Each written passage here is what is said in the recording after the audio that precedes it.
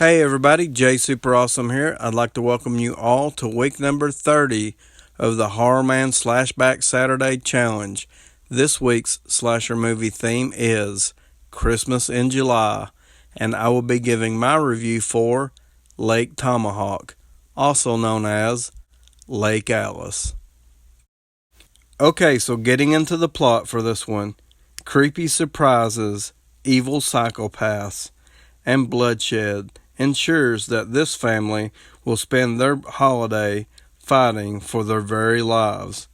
When the Thomas family go to their lakeside cabin for a well-earned break, they get a lot more than they bargained for. Okay, so getting into my thoughts for this one. With this week's SlashBack Challenge theme being Christmas in July, the only stipulation was the movie had to be a Christmas holiday slasher movie. Lake Tomahawk is perfect for this week's theme because it has a fantastic winter setting. With all the exterior shots, there is snow as far as you can see. So the movie definitely has a really nice cold holiday vibe to it. The set piece is fantastic for a winter slasher movie. Also, there is Christmas decorations, so Christmas lights. Inside the house, the family has a Christmas tree, and there is one scene within the movie where the family are exchanging their Christmas gifts. A perfect fit for the Christmas in July theme. Okay, so being 100% honest here, in general, I am not a person that watches Christmas or winter themed horror movies outside of that holiday season. I'm not really sure why. I think a little bit of it has to do with I still sort of feel like there's not enough winter or Christmas type horror movies out there. So I think in general I usually just save them for the winter months and watch them then. And I do have to say, this movie is a movie that works a lot better for me watching it at that time instead of during the summer. I originally watched this movie back in December. It was the movie I was really wanting to open up my channel with. I was trying to debate and decide on if I wanted to start a YouTube channel doing reviews. It was the first movie I was wanting to review for my channel, which ultimately that didn't end up happening, but I'm really glad I'm getting to talk about this movie now. One really interesting thing that I wanted to point out is that this is the UK DVD release to Lake Tomahawk. The alternate release goes by the name of Alice Lake.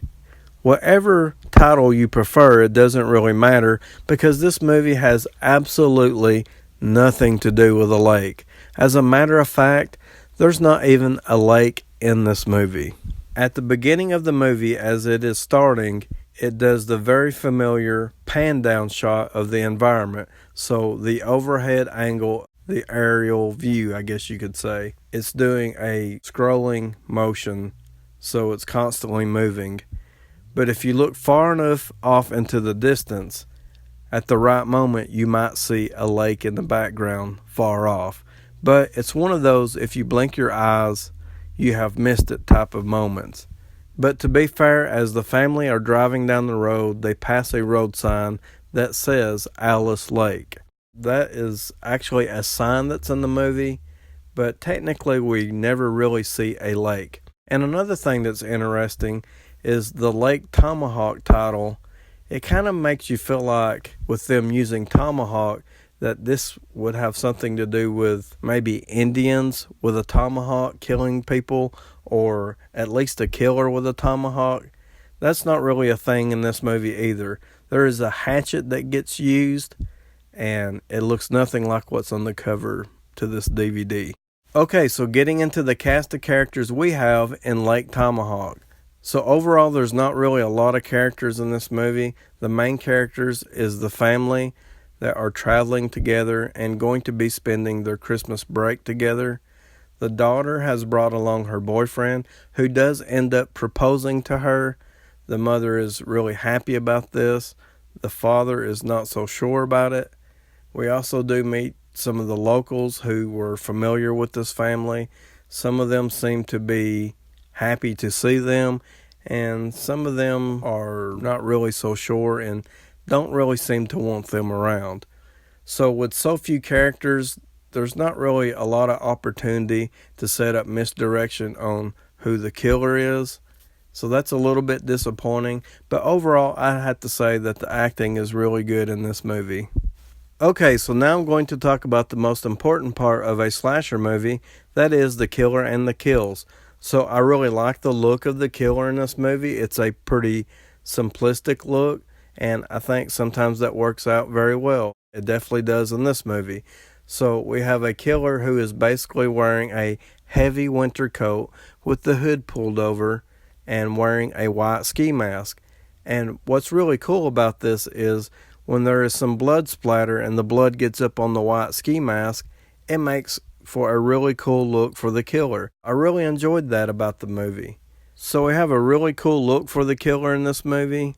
Unfortunately, in my opinion, I thought the reason behind the killings were pretty lame. You'll just have to see the movie for yourself to know what I'm talking about. But trust me, it's not really hard to figure out who's doing it and why. As far as the kills go for the movie, I would have to say that this is pretty standard stuff. There's not really any one kill that stands out in my opinion. So they are all pretty average or at least decent at best. I did point out once before that the Tomahawk on the DVD cover is not in the movie. It's basically a standard hatchet that gets used. So it basically looks like something that anybody could have bought. So that's a little bit disappointing. One other kill that I wanted to mention is that we get a person tied up to a tree, doused in gasoline and set on fire. We don't really get to see the burn victim as they are burning. We do get to see a little bit of a flicker to the flame in the face of the killer, which is kind of a neat effect, but it would have really been cool to see the burn victim. We do get to see the aftermath of this, and at least that is something. Overall, I would have to say this movie is pretty average. I do think it works better for the Christmas holiday time period of the year. I'm still going to give this a 6.5 out of 10. Please like, subscribe, comment below. Let me know if you have seen this movie or let me know what you think about my review. And I would like to thank you all for watching.